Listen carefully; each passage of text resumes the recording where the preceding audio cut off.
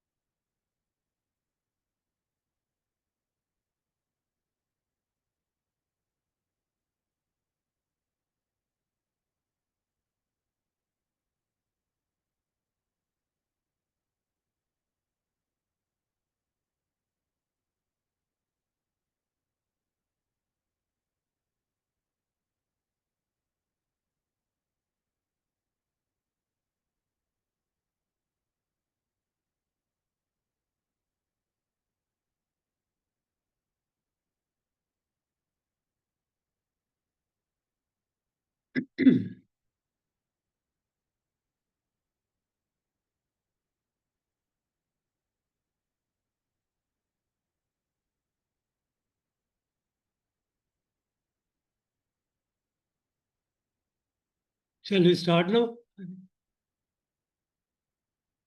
Yeah, we can start now. Okay, so well, we have about for 25 now. No? Yeah. I welcome you all for my second lecture, which is the title of the lecture is Global Environmental Issues. I think I don't know about your profile. How many of you have learned environment as a subject in the university? Nevertheless, regardless of your disciplines, whether you are civil, mechanical, electrical, or electronics, I think it's important that you learn about the environment, global environment issues, and climate change, which are common to the cross-cutting issues affecting our society. So everybody must have a good understanding of these challenges that we are facing. So it's our planet, our health that is at stake due to global environment issues. So health of the planet and alarming issues. That is the first slide that I'm going to present. You can list these things. There is a, I mean, long list, but I'm going to present the key issues. That is depletion of the ozone layer, greenhouse gas emission, carbon dioxide concentration increasing in the atmosphere, and deforestation. Depletion of resources, water, water and air pollution due to exploitation. Desertification, food waste, acid rain, biodiversity loss, ozone layer depletion. So food waste contributing with various harmful gases and emit greenhouse gases to the atmosphere. Acid rain is an extreme event due to pollution of the atmosphere with sulfur gases with sulfur. Then global temperature estimated it has risen by 1 degree since 1901 to 2020. Is industrial revolution during this period. Sea level rise is also has accelerated from 1.7 millimeter per year throughout most of the 20th century to 3.2 millimeter per year since 1993. That is a faster rate. The sea level rise is due to the glaciers which are shrinking. The average thickness of 30 well-studied glaciers have decreased more than 20 meters since 1980. The interface between glaciers and sea, the water, there is a, once the temperature goes, the sea gets warmed up, the interface is dissolved. Therefore, it's continue to dissolve at the water interface with glaciers.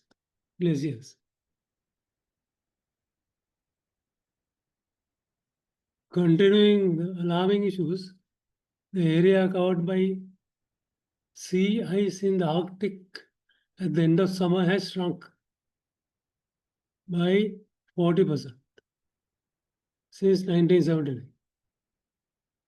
So it has a snowballing effect. Every summer, the percentage has increased. Now it has gone up to 40. The amount of CO2 in the atmosphere has risen by 25% since 1958. In 1958, it was about 340 particles per million. Now it is 422 ppm. If it goes up to 450, it will be the health issue for many of us, those who are having respiratory issues. Snow is also melting faster than earlier compared to long-term averages. Extinct of species. It has been estimated that 40,000 species have gone extinction. The tilt of the planet axis is crucial for creating seasons, regulating temperature and influencing daylight hours. Massive ice cap melt and groundwater depletion can alter the planet axis of rotation. Now we know that 23-degree tilt is the key to seasonal changes and life on Earth. That also could be affected, and now they have estimated it has shifted by 30 inches or something. Then hydrometeorological disasters, floods, storms, droughts, and landslides caused by displacement. Property damage, poverty, loss of livelihood, destruction and loss of lives. Atmospheric disturbance faced by countries along the equator are severely affected. So the greenhouse gas emission is the results of these environmental issues. Due to fossil fuel burning, heat waves in Antarctica and ice sheet melting. Due to global greenhouse gas emission, the temperature has risen to 1 degree in 120 years. 20 years. Poor governance is a factor contributing global warming by not taking adequate measures to protect the, say, do clean green industry. Green industry means that you mitigate the greenhouse gas emission using new technology and protect the atmosphere. Food waste one third of the food is wasted. It is at harvesting level and retail and consumer level. It is the third highest emission of greenhouse gas emitter after when you take two countries, the highest emitters are USA and China. After that, combined effect of food waste is the third. Biodiversity loss, exploitation of natural resources beyond the capacity of the earth to replenish. Now there is a earth's replenishing capacity. That capacity has exceeded now. That is why we feel impacts of global warming. Because Earth's replenishing capacity has, there's a threshold that has passed. That is what we suspect. WWF has found that the population sizes of mammals, fish, birds, reptiles, and amphibians have experienced a decline of an average of 68% between 1970 and 260. You can see a big reduction.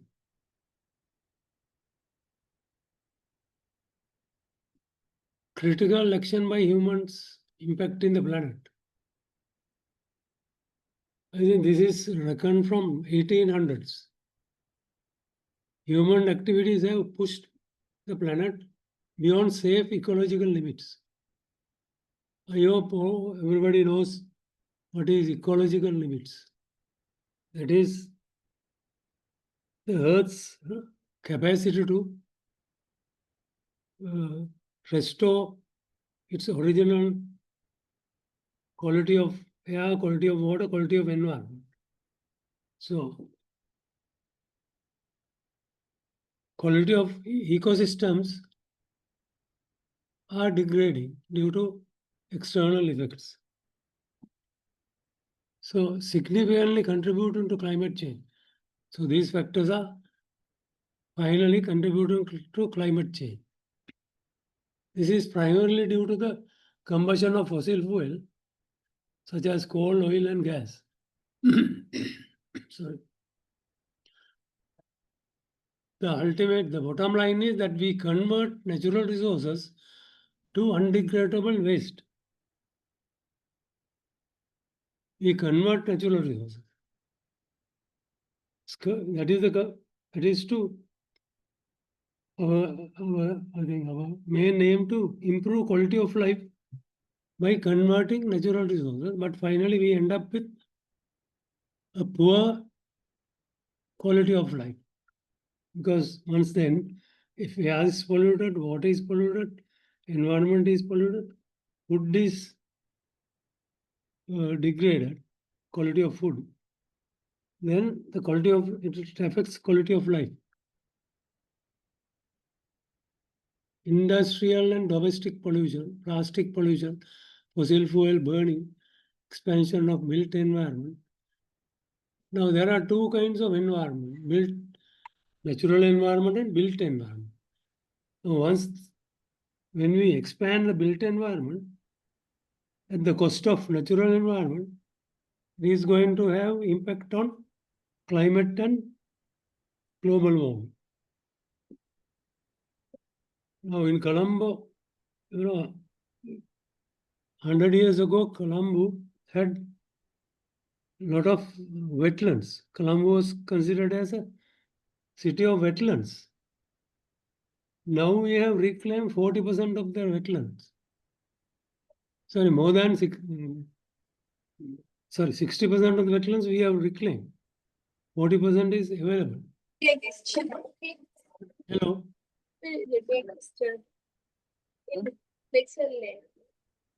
Can you say loudly? Sir. Yeah. Somebody is asking question. Hello.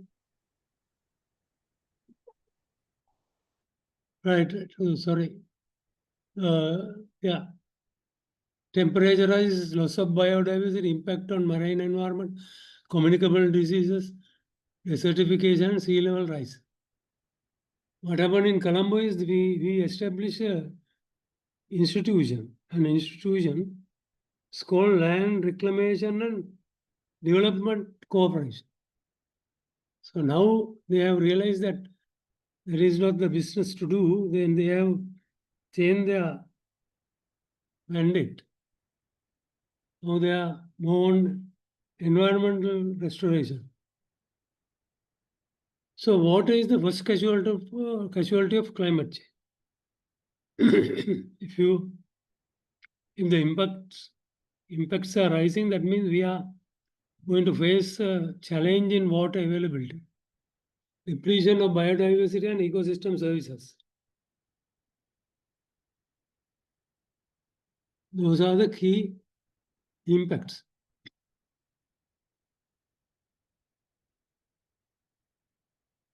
Just to show you, I think these diagrams we learned these things when we were in the school.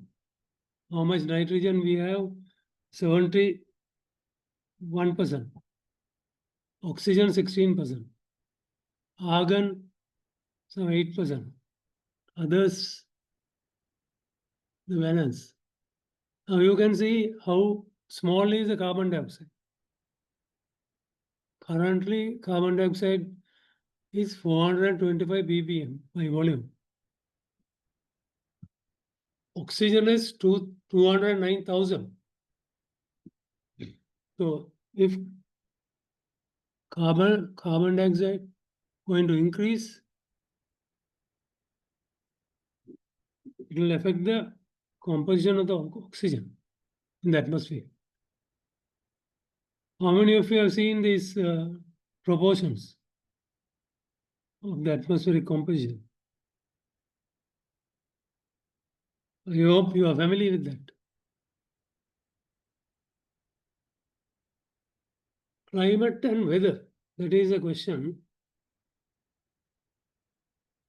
Global climate is a description of the climate of the planet as a whole, with all the regional differences averaged.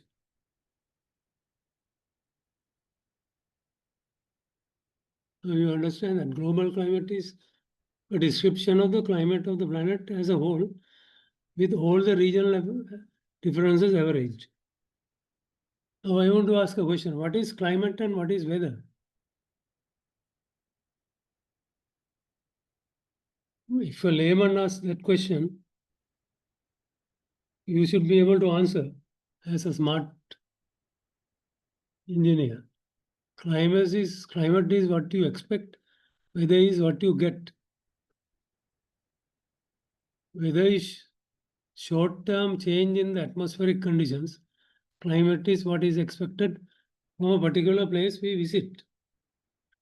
Now, if we think that we have fair weather and blue skies in Norelia, so that is the climate we expect. When we go there, if it starts raining, that is the weather you get.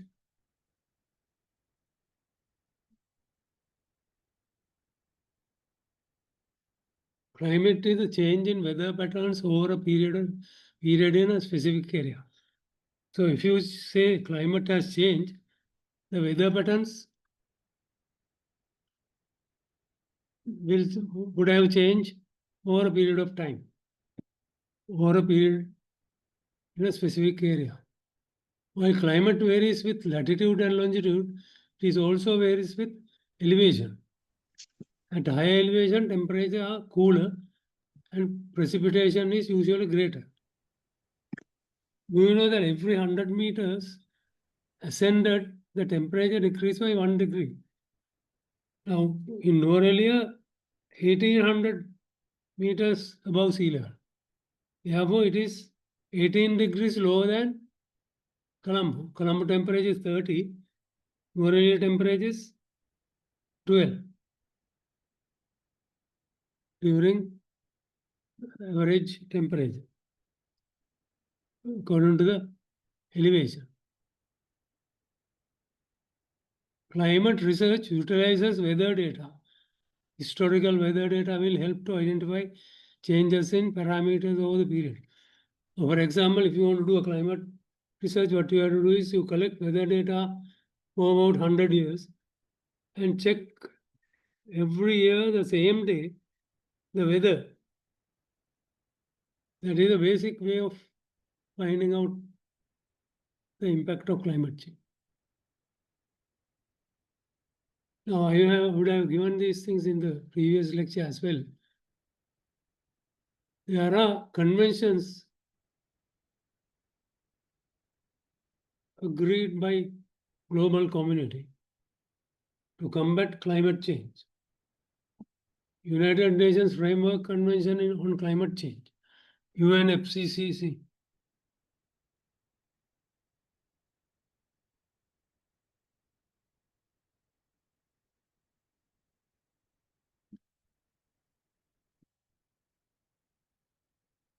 So the global community meet annually to discuss, that is, countries of partners, COP.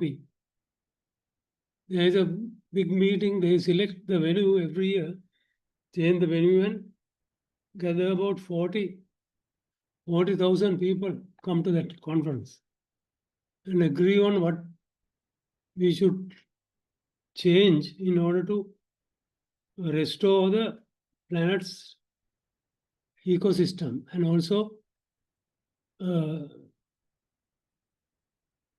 stop increasing the temperature. There is a target by 2050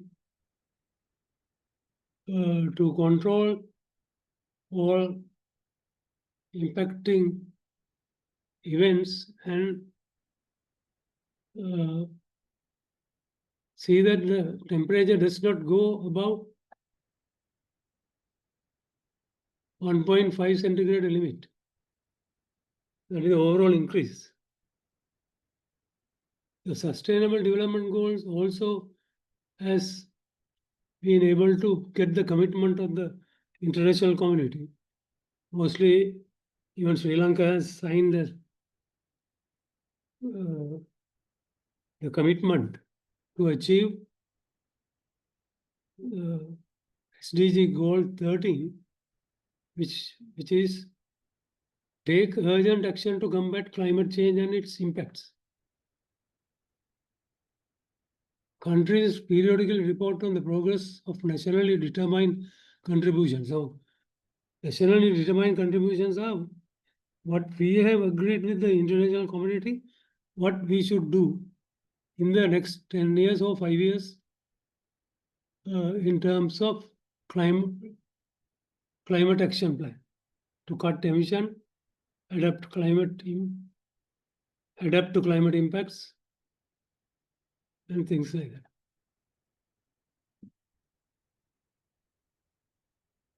I think I have mentioned these things in my last lecture as well.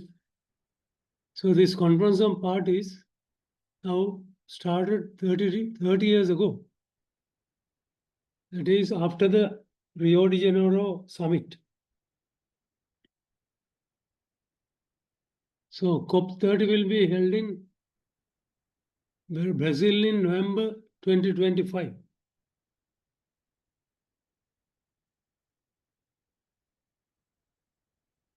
One of the most critical things that was agreed in the COP28 held in India was beginning of the end of the fossil fuel era by laying the ground for swift, just and equitable transition underpinned by deep emission cuts and scale-up finance. So most of the majority of the countries have agreed to end use of petrol or fuel, fossil fuel, except US.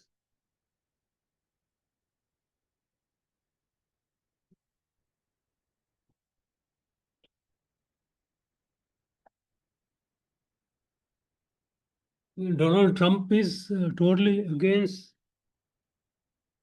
reduction of exploration of oil.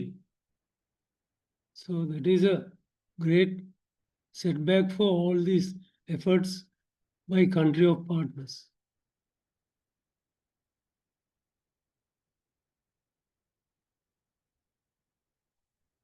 Last conference, they have a lot of, I think they have reviewed the successes, failures, and the divide.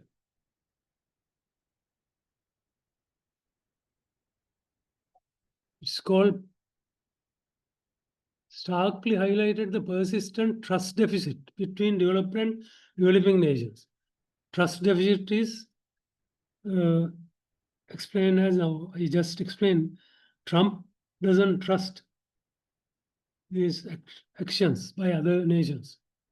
In essence, COP29 delivered a new climate finance goal that is to contribute $100 billion to climate action across the, to contribute among nations to combat climate impacts. So I think you can go through these things once I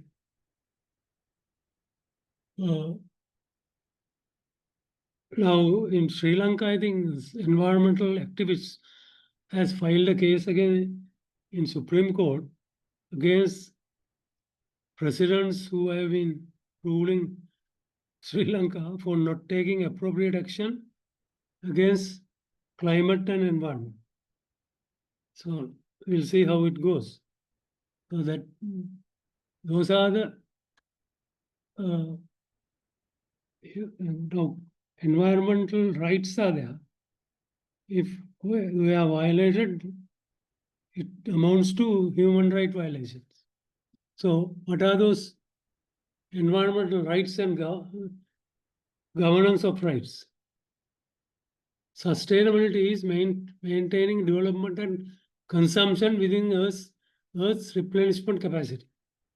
If we consume more than what Earth can withstand, that is going to harm the health of the planet.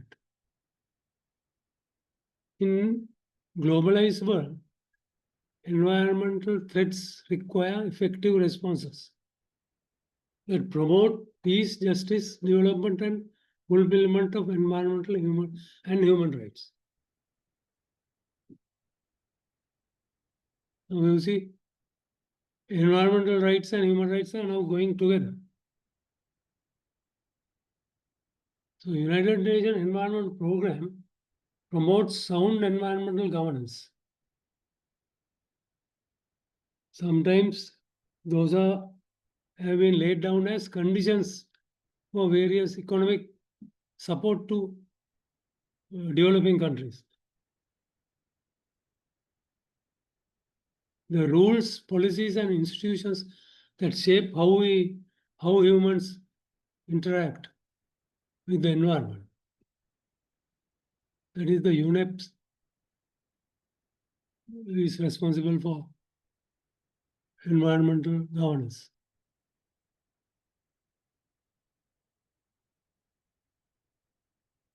So constitutional changes that we need to expect.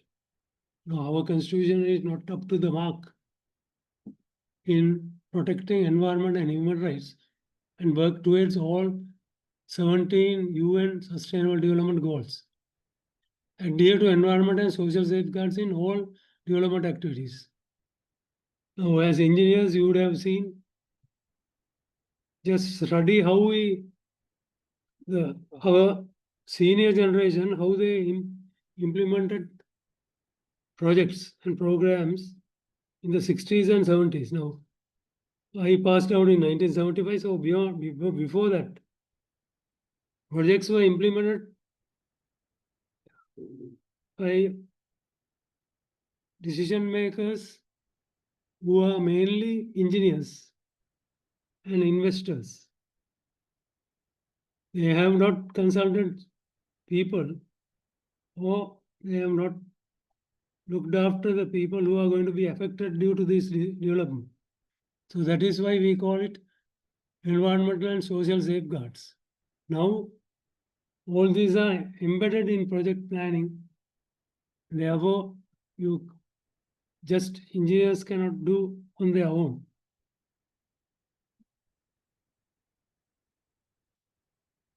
Now you can see the global warming and climate impacts has caused water stress. This colors and the water stress is shown light brown, water scarcity, absolute scarcity is dark brown. Other areas, they have no water stress.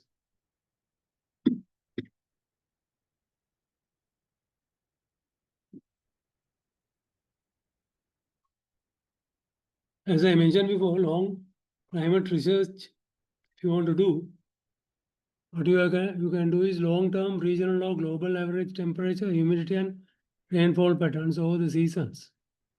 Those are the weather data you can use for climate research.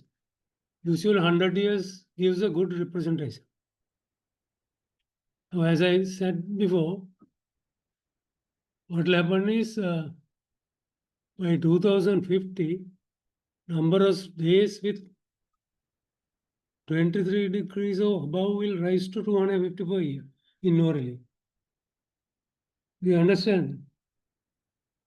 That is, if you take 365 days,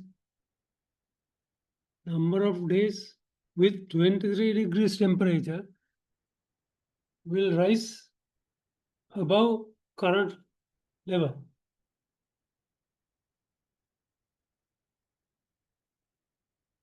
Due to temperature rise, if we don't follow the agreed actions.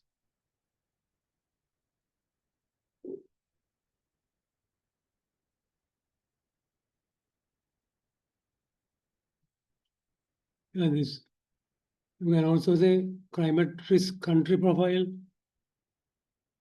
will be affected due to extreme heat within the number of days surpassing 35 degrees centigrade. Now, 35 degrees centigrade will be a disaster for people in Colombo.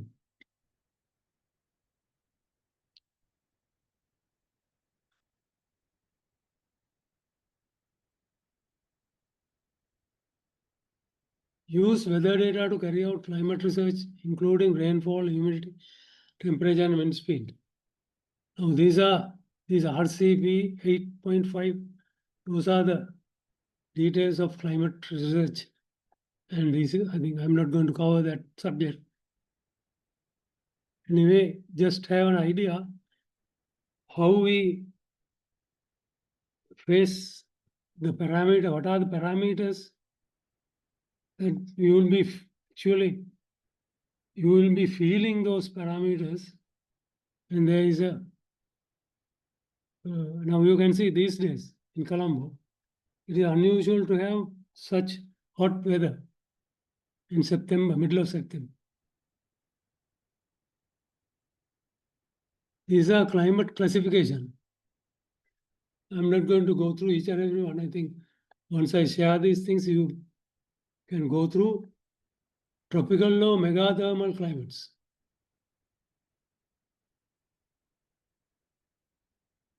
Those are warm temperatures. Dry or arid climates. Dry or arid climates have low precipitation rates. Temperature or mesothermal climates. Temperature or mesothermal climates maintain mild annual temperatures. Continental low microthermal climates. Hot summers and cold winters. Polar alpine climates. Now, these climate classification covers all the regions on Earth.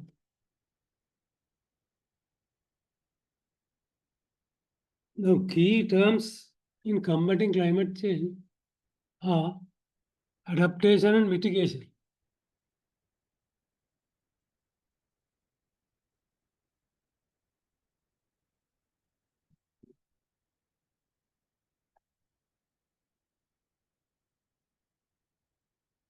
Can you go through? I hope you can go through this. Adaptation and mitigation, you need to know the exact meaning of these two and relay examples of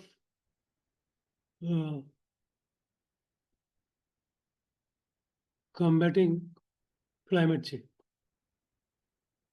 Adaptation is that you,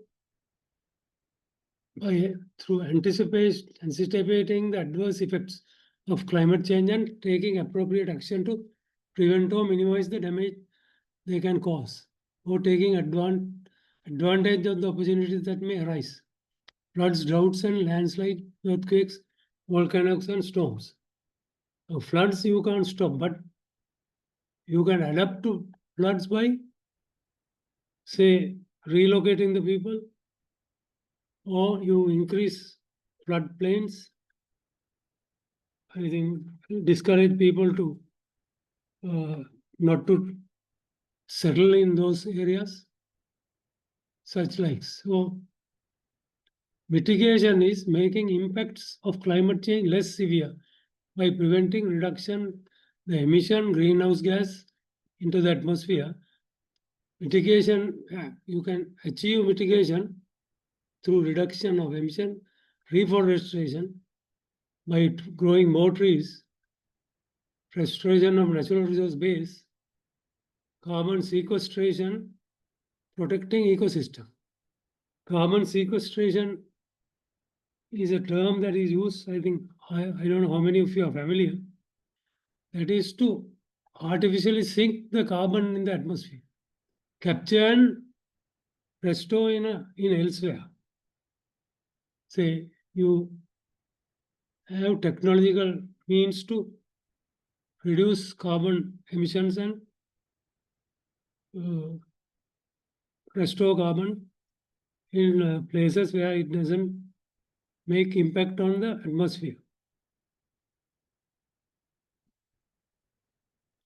Carbon sink.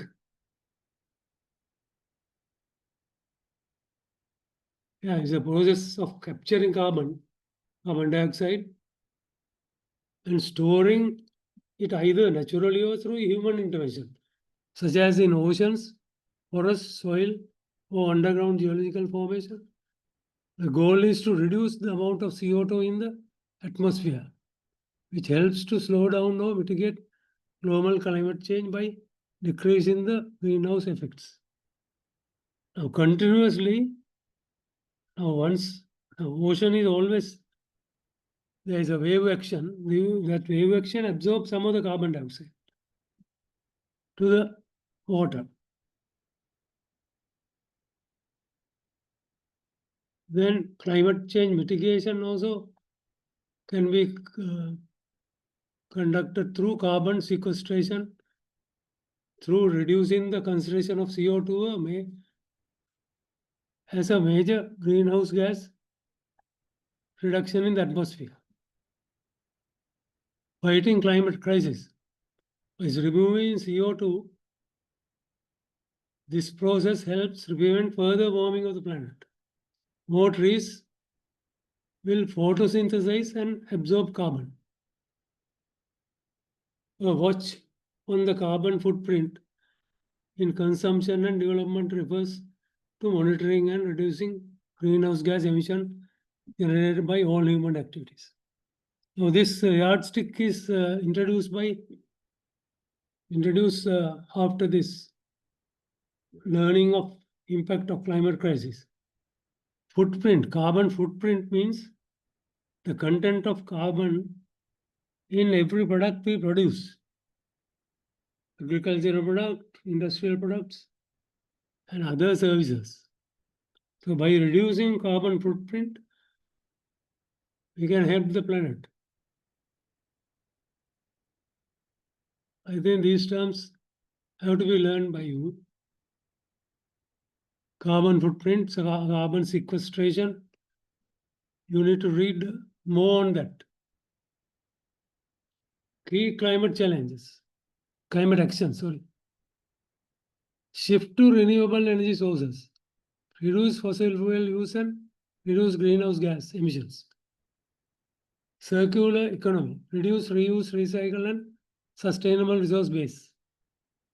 I'm not going to talk about sustainable resource base means if you convert resources, you restore, you try to prevent producing unsustainable material, then restore the resource base and maintain sustainability. So it is called circular emission, reduce, recycle, reuse. Green urban planning and transport, energy efficient, emission-free transport. Forest conservation and reforestation. Stop exploitation of natural resources.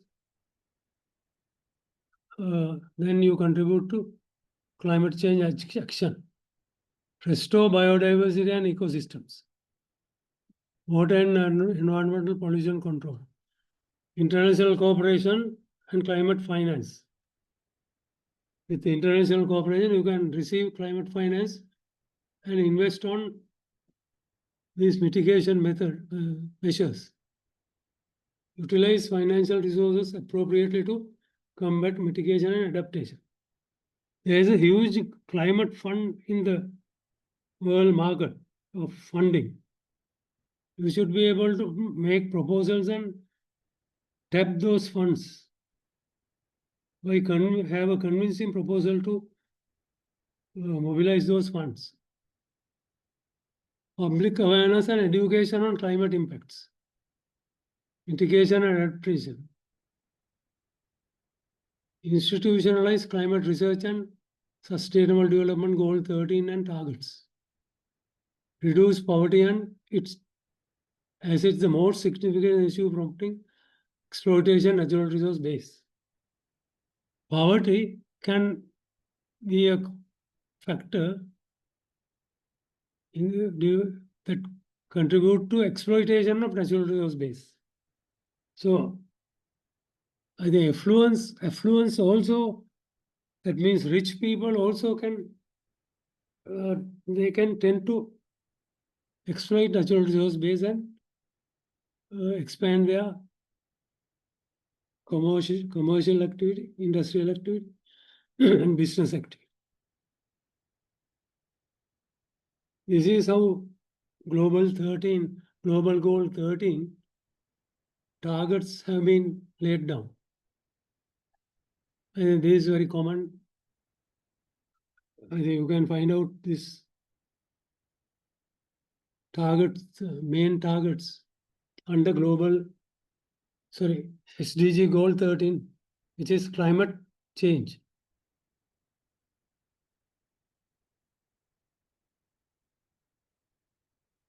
What is resilience?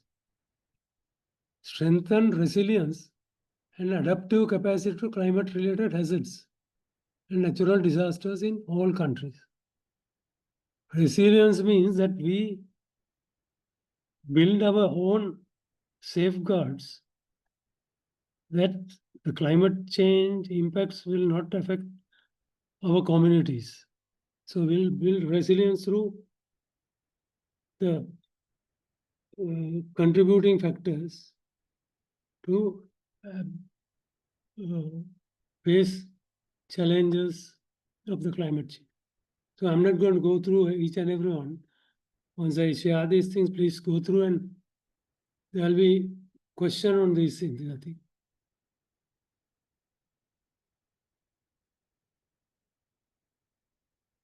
I say human civilization is unsustainable because we have developed, we are enjoying luxuries, but at the cost of the health of the planet. So that is why I call human civilization is unsustainable. Still, we are fighting wars. Now, 2024 and 25, contribute to global warming, because a lot of wars are fought all over the world. We know that motor car is considered as a big leap in human civilization. But humans have wiped out 60% of the animal from 1970 from the surface of the planet. Now, individual carbon footprint, my annual carbon footprint is 3.55 tons. As I using the calculator in this link, there is a calculator you can use in the web to find out how much is your carbon footprint according to your use of consumption, fuel consumption, any other rice consumption, all that contributes to carbon footprint. Industrialization is also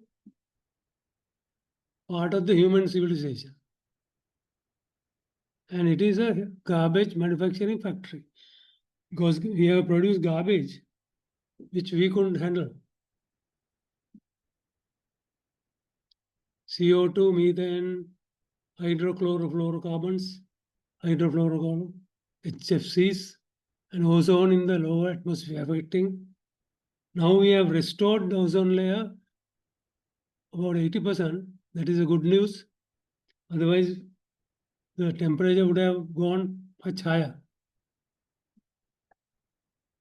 Unsustainable energy sources. Unsustainable energy sources means you contribute to global pollution and warming by using those sources. War fought in the name of regions and territory. Impact of anthropogenic activities in the past 200 years, that human activities in the past 200 years. Just study this diagram and take about 5 minutes break.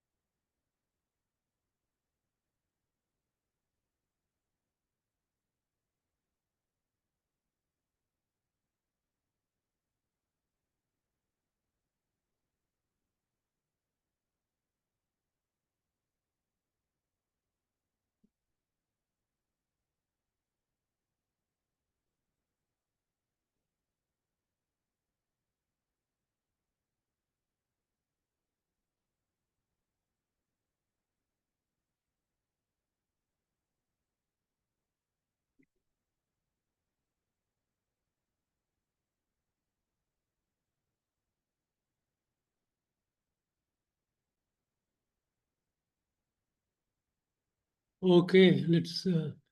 I think 5 minutes is a long time when you think of 5 minutes. Anyway, observing Earth's global climate.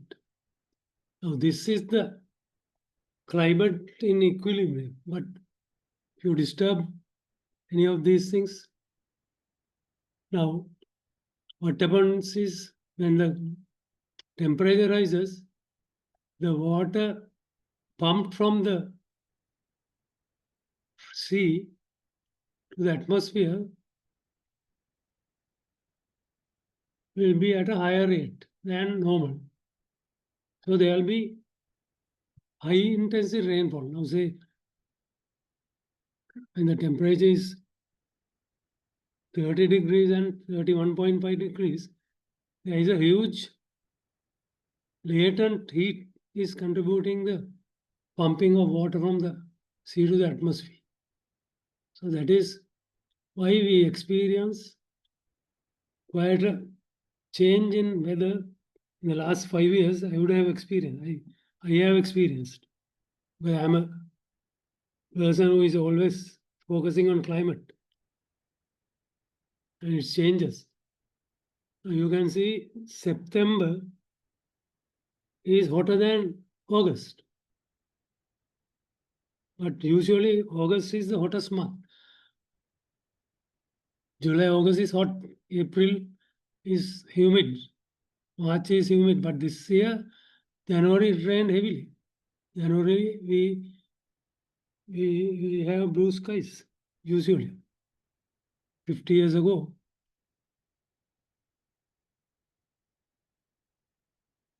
I think we have now 32 participants. It's a good number now. Just to give you an idea of greenhouse gases. Total of greenhouse gases, when you take carbon dioxide has 64%, methane 19%, fluorofluorocarbons 11%, nitrous oxide 6%. So this whole thing is taken as greenhouse gases. Greenhouse means the temperature doesn't escape from the atmosphere. It's continuous warming. It will contribute to continuous warming. Now we just check the sustainable development goals. That is transforming from millennium development goals that was actually limited scope. But now we have the UN and the member countries have agreed to achieve these 17 goals, 169 targets, and agree on how we measure these achievements through 244 indicators. You must be familiar with the goals, targets, and indicators. Goal is the ultimate thing that we are going to achieve, and there are a lot of targets to be achieved by targets to be hit, targets to be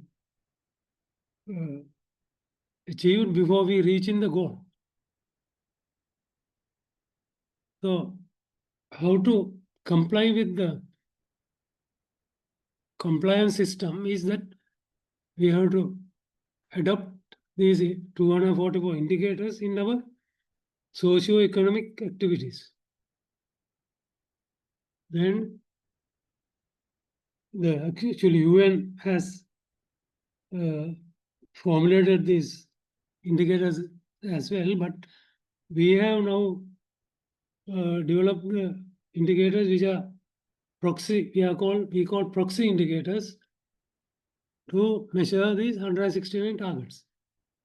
Targets we are not changing, but we can always add or deduct indicators and achieve the targets to reach the goals.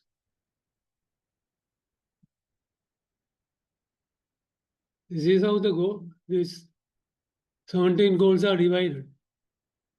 First to 6 right-based. All these are human rights and fundamental rights. 1 to 6. 7 to 12, development and growth.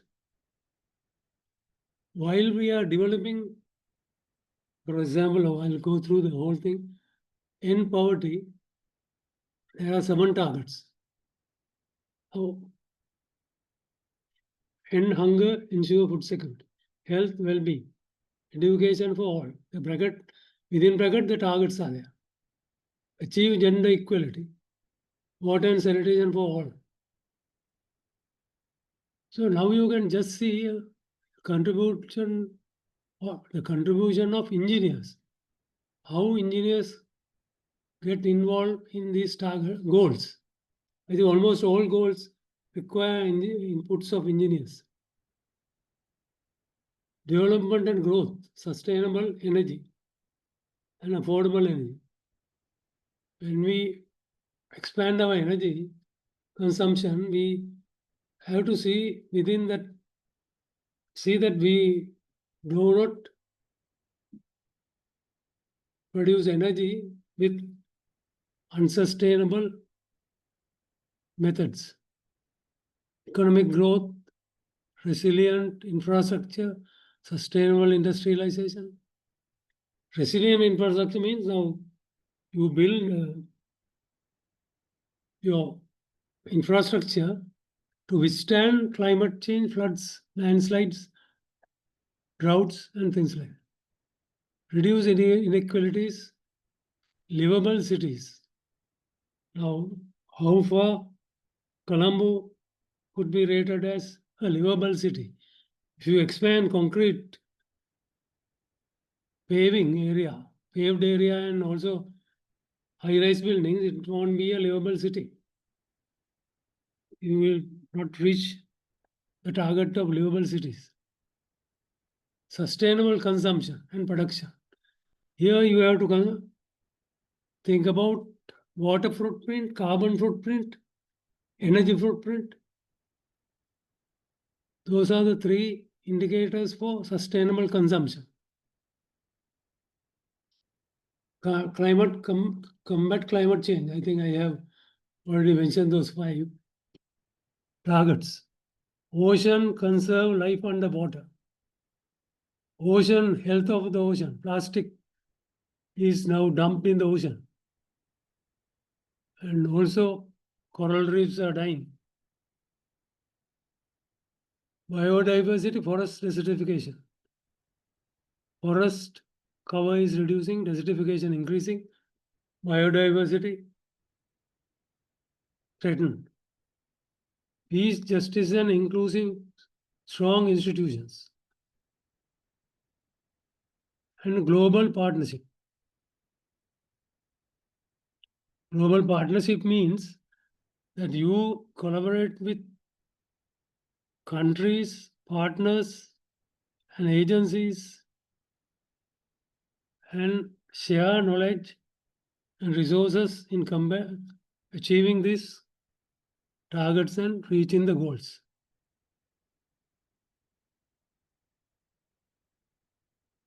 Quality of life. This is one of the most important things that we need to learn. Quality of life depends on not how much your bank balance, how big is your house, how big is your vehicle. So you can improve your quality of life by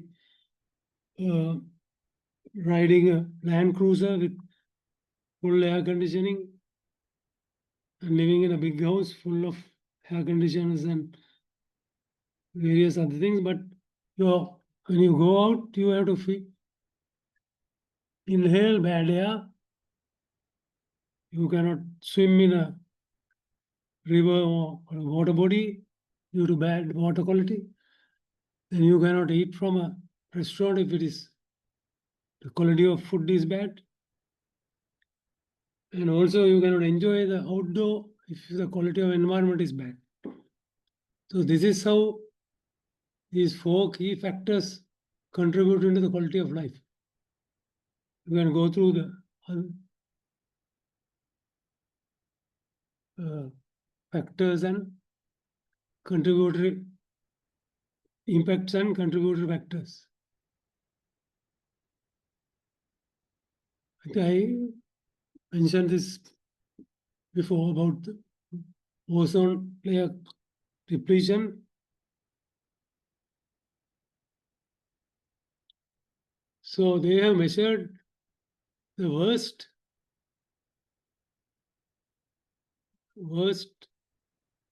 size of the worst means most critical time for ozone was about in the mid 1980s.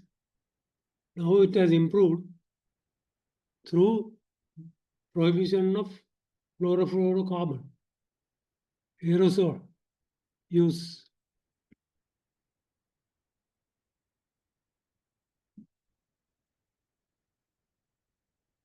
The largest aerosol extent of the ozone hole was observed in 2000. But 2023, ozone hole has been larger compared to 2020.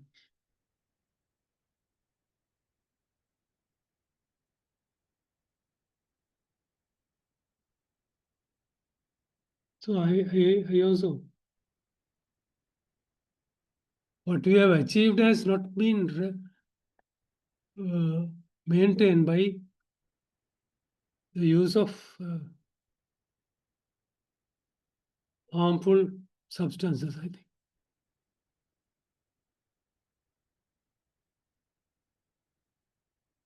Sorry, I was wrong. I think in the 80s we have achieved significant reduction, but it has not been maintained by 2022. That's what they say.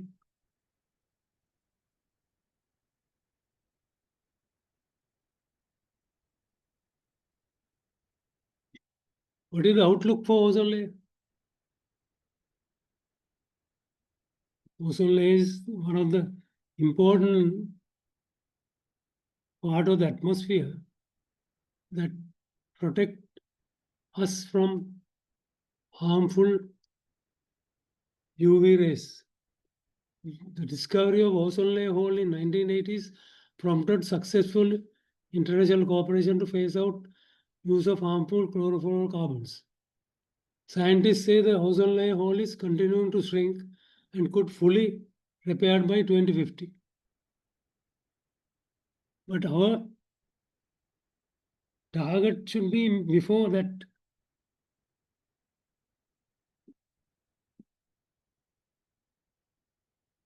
Now let us focus on the carbon footprint and emission limits. A typical petrol car emits 500 grams of carbon dioxide per every kilometer run.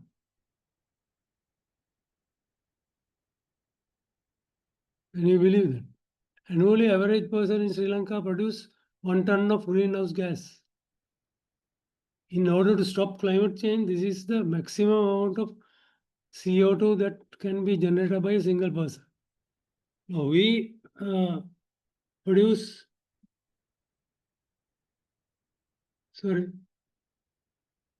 one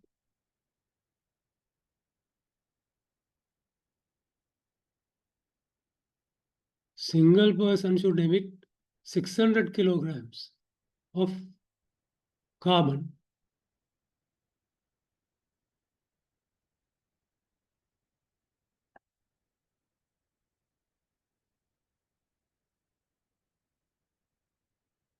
Carbon dioxide should be limited to 600 kilograms by a single person. So if we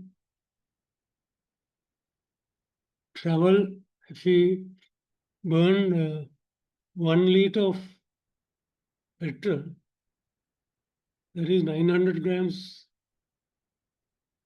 of petrol.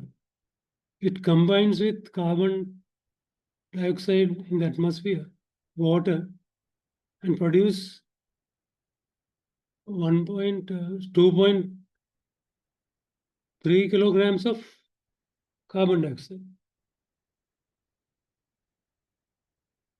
Burning a single liter of petrol produces 200 grams of CO2. On the other hand, diesel emits 2.6 kilograms. That is how you calculate. There is a formula.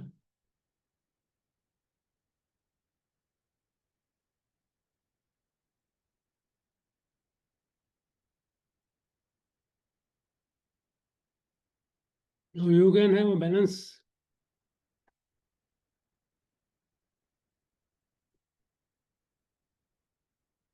The last bullet point says each second 200 tons of CO2 is removed from the atmosphere by forest cover, other ecosystems. But if we produce more than 200 tons of CO2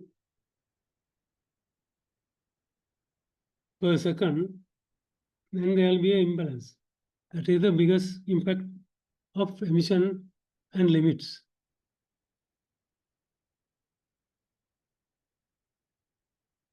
This is the diagram of carbon cycles.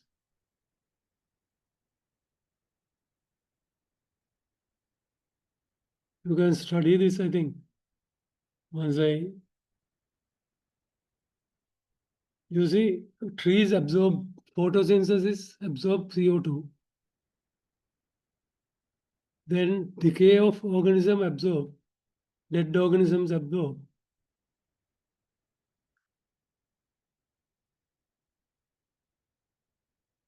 Auto and factory emissions contribute.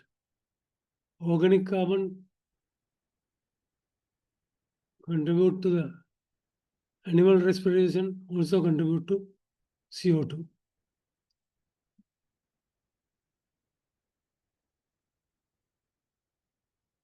Just it's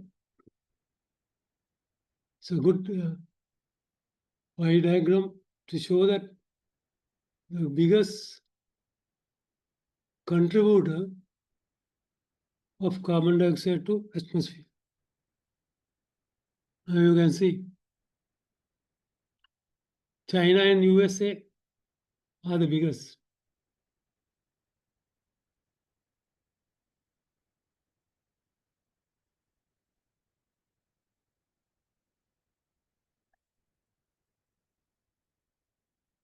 And we touched upon this one. See, approximately 2.3 kilograms of carbon dioxide is emitted when 1 liter of petrol is burnt. So if I go run 100 kilograms, burning 100 kilometers, burning 10 liters, I produce 23 kilograms of carbon dioxide. That is my carbon print of traveling to goal. Your carbon footprint of traveling to goal is around 2.5 kilograms. Sorry, 25 kilograms. These are the steps too. There is a thing called carbon credit. So each country has certain amount of to contribute to capture carbon and contribute to carbon sink. If we grow forest without using land for any other development activity, you will be compensated with carbon credit to offset that what you have lost due to not developing industries, agriculture, and housing. That is the basis of this carbon credit. So they have calculated to offset this carbon. You need to contribute to renewable energy investment, reforestation programs, capturing gases, etc. And at least 8 billion more trees need to be needed. Please study this.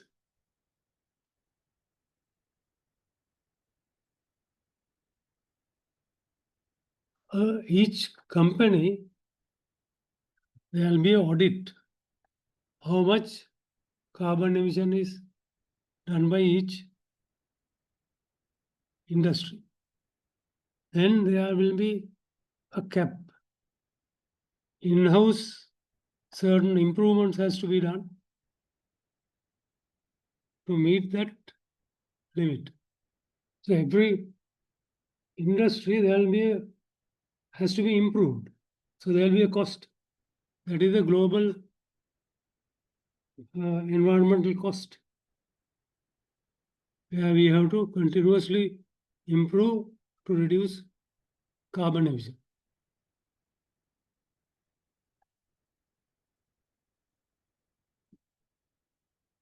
As I mentioned before, you can read this. Carbon sequestration refers to removing of carbon dioxide from the Earth's atmosphere and storing it in so-called pools, carbon pools.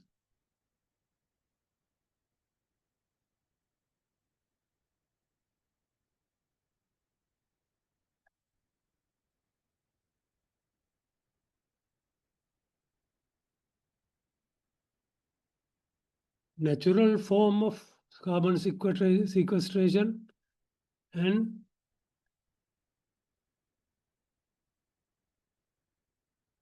artificial carbon sequestration. If natural process is not enough to combat greenhouse gas emission, we have to employ artificial forms. Now, you read through natural forms,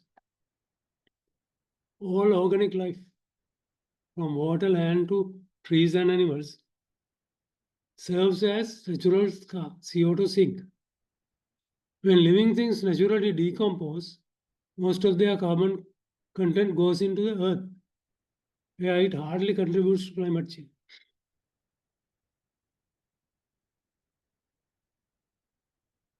However, consider the body of an animal decompose under the Earth's surface, and everything turned out to be carbon.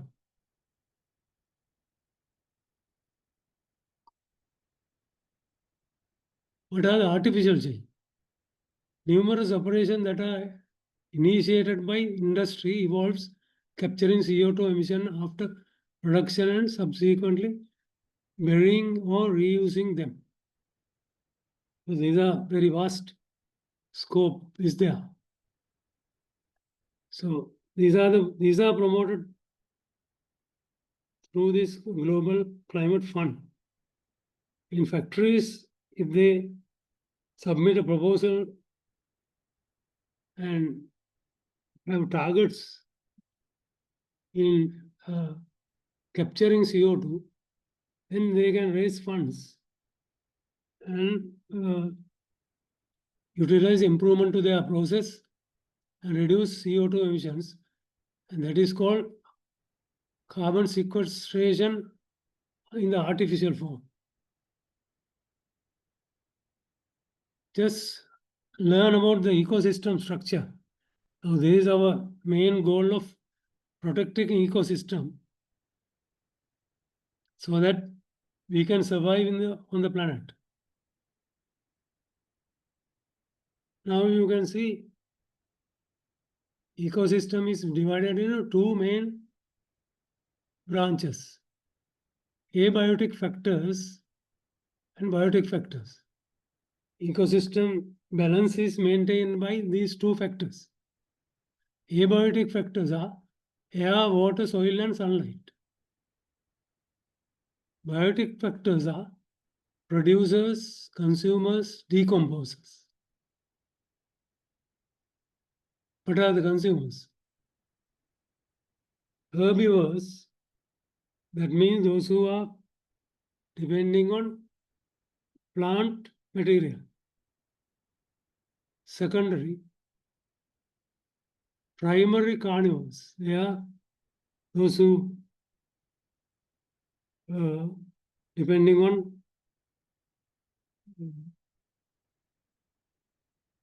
other animals. There are primitive creatures who depend on small animal. Like now, for example, bacteria eats viruses.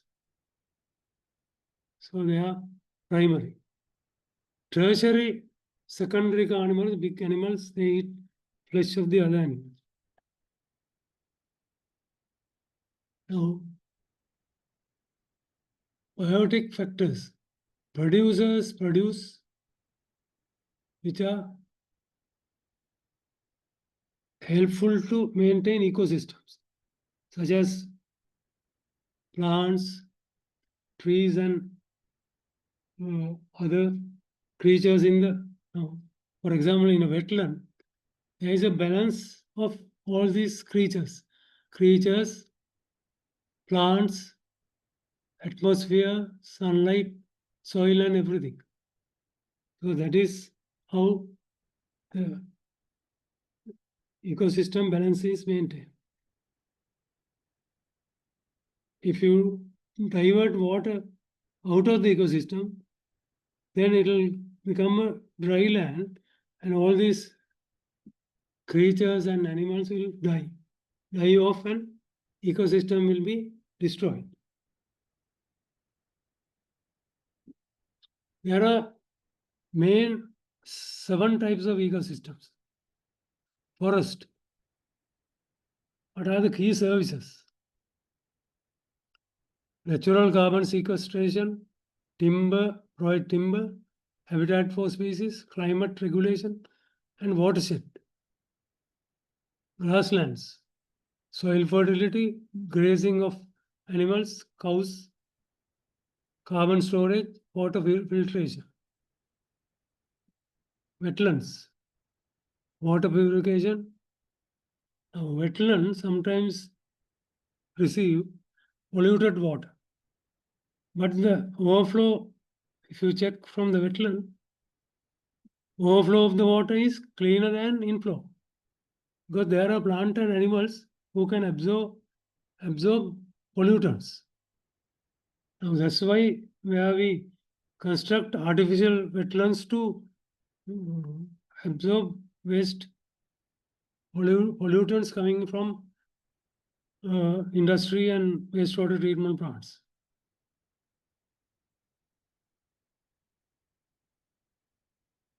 Wetlands also maintain ambient temperature. That's why now Colombo still we are happy with the, now in Battaramul area we have a lot of water bodies. Therefore we are protected from temperatures beyond 32 degrees. So I think wetlands contributing to a very big way in the climate challenges. Coral reefs, coastal protection, tourism, habitats for marine species, protection from tsunamis and sea surges. Deserts also is considered a minor ecosystem. Unique biodiversity. It has biodiversity because underground there are species in deserts. Mountains are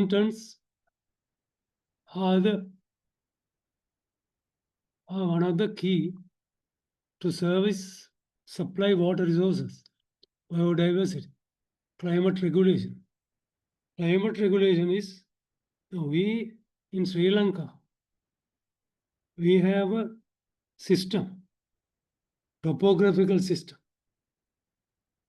We have the central hills, that is the main geophysical feature that regulates the climate of Sri Lanka. rainfall, everything is regulated by that region. It's called orographical region. If that is not there, we won't get any rain. If we are a flat country, then we will be a desert. So that you can imagine how these regions are active, actions of these regions. Freshwater lakes and rivers.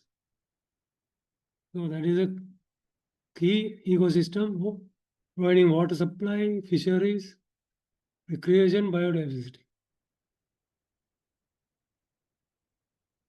Now we'll focus just on our land. What to expect due to climate change.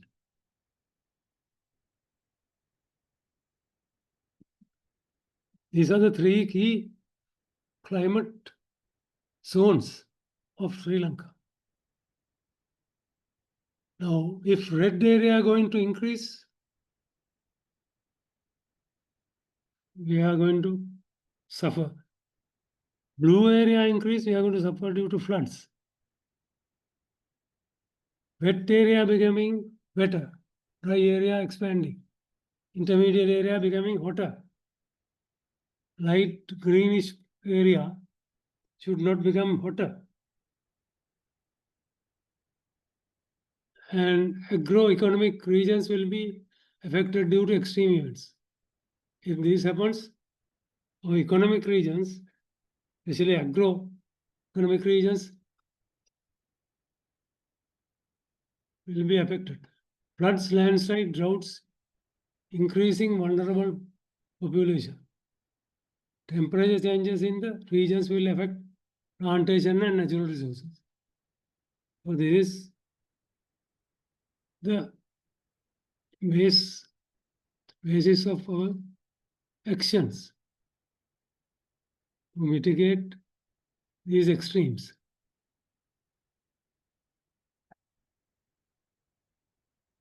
This is how we have been losing forest cover. In the past 50 years.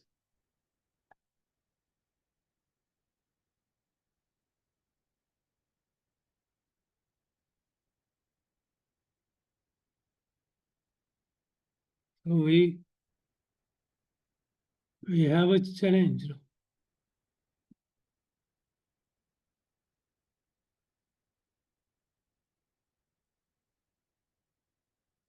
Now disasters are we call natural disasters. We are not man-made disasters. Those are called hydrometeorological disasters. The frequency of these disasters can change due to climate change and global warming impacts. So what are those disasters? Floods annually occur, we cannot avoid, but intensity of floods and frequency of floods, those are the indicators showing that there is an issue. Droughts also same. Annually it occurs, but frequency occurs, and region affected, extent of the region affected. Cyclone. Recently we haven't experienced a cyclone, but 2003 there was a cyclone. Tsunami, in our lifetime we have been able to witness for the first time in Sri Lanka. Earthquake. Now, tsunami is not exactly related to climate. But if you have done your homework, mitigation activities, you can be saved, you can save lives without destruction from tsunamis. Now, if you protect coral reef and plant mangroves and the coastal belt, health of the coastal belt, and also remove your, remove housing within 200 meters of the coastal belt, then you can save lives from tsunami. So climate action can especially save lives from tsunami. Earthquake is also not due to tsunami, but by foresight and anticipation. That is, without occupying earthquake, of course, we are not still, we are lucky not having any earthquakes, so we don't need to worry about volcanoes prehistorical, but nothing in Sri Lanka. No, we think our landscape has been shaped by prehistorical volcanoes. That's why we have a very epoch-making landscape in the central region. Those would have been prehistoric volcanoes. Tornadoes we don't have. Glaciers annually in ice caps. Storms, salinity intrusion that we experience very frequently during droughts and interrupt water supply. Now, Ambatale, they have built artificial, artificial barrage with taking sandbags to prevent water salinity intrusion upstream of the near the intake of water supply.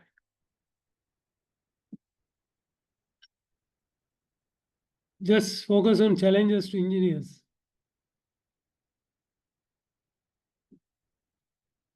Building climate resilient infrastructure, not only to, or not limited to civil engineers, but this is for all engineers. Energy efficient, water use efficient, carbon footprint, less carbon footprint, limit greenhouse gas emission. That is also something that we need to focus. Climate risk assessment, risk and opportunity analysis. You realize the risks and opportunities and also countermeasures, mitigate side effects, location-specific hazards. You have to identify during feasibility and build resilience of infrastructure through EIA and IE process. Are you familiar with EIA and IE? I hope so. Achieve sustainable development targets and self-reliance. Self-reliance. Self-reliance is that we, within a development program, we have all elements of sustainable development targets. Minimum resource conservation, damage to environmental sustainability. Minimize resource conservation. This has to be minimize resource conversion. Minimize resource conversion. You should not convert, for example, not much in Sri Lanka, but we take out minerals, say fossil fuels, and convert it to greenhouse gases. By doing so, we can minimize damage to environment and maintain sustainability. Use of renewable energy and reduce global warming. 5 pillars of climate resilience. These are very important. Please study these. 5 pillars of climate resilience are the threshold capacity. What is the threshold capacity of any, say, environment, development, ecosystem. These are the three main things. What are the thresholds of those three things in maintaining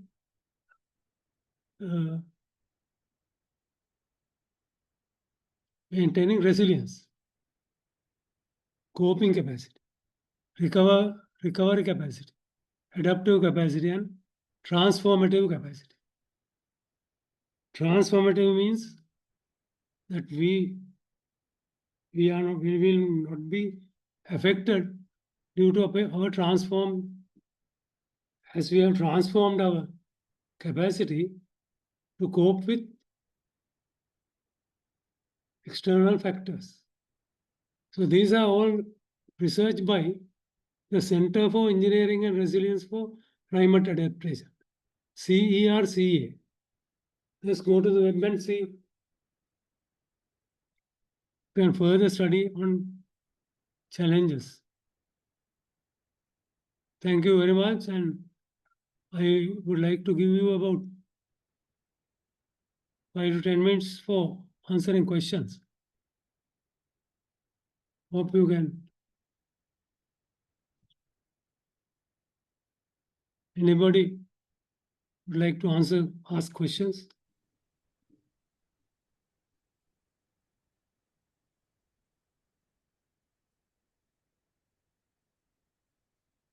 So excuse me, what is IEE means that? That is initial environmental examination. Okay, so that's Initial environment examination is not rigorous as EIA, and it is asked for small projects and projects which are not which are has more benefit than impacts.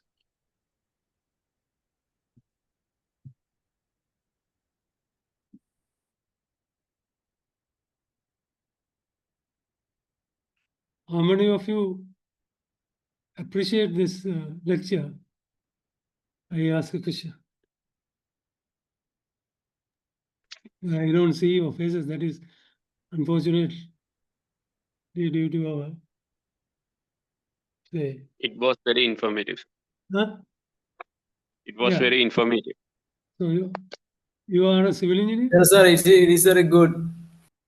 Are you a civil engineer?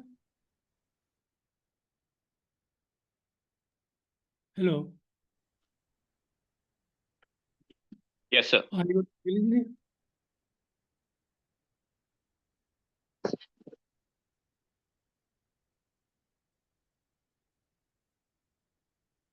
So I think you, regardless of your discipline, it is good to learn these subjects. Do you agree with me? Yes, sir. As engineers.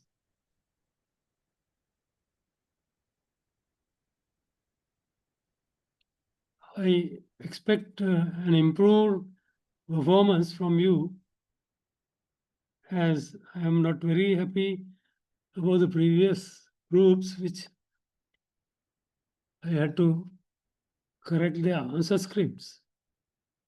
Actually, they were not up to the mark, unfortunately. There are a lot of factors regarding language issues and outlook.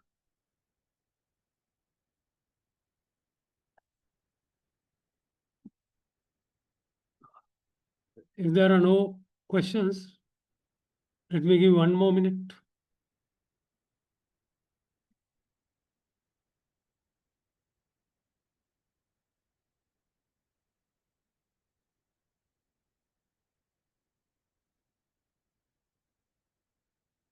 What I have done is giving you the brief, those are brief subject. Briefly, I have presented vast subjects. So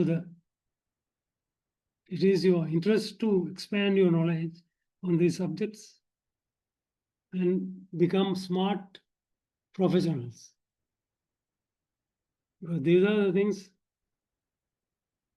when you discuss with layman, you need to know as an electrical engineer, if he is going to install a power station, laymen will not come and ask what is a transformer or what is a panel board or something like that. But they will ask what is going to happen to us with this electrical charges and things like that. So have you seen now this high cable, what do you call those transmission cables? They are also impacting on the environment. I could mention those things. If electrical engineers are there, you can learn those things.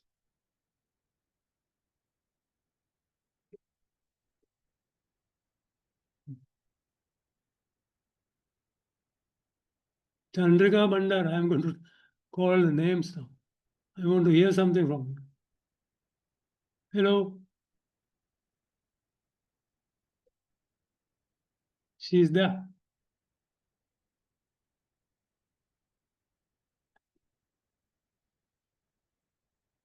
Mr. Padmasiri.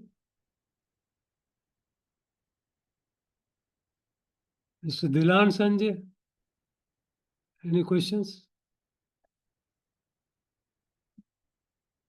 Are they there? I think the response is very poor. Anyway, I'm happy that there were 32 participants. It's a good number. I will expect your answers are going to be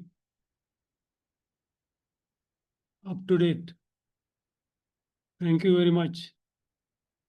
And hope all the best for your. Thank you very much. Thank you very much, sir. Thank Thank you. you. Thank you, sir. Thank you. Thank you, sir.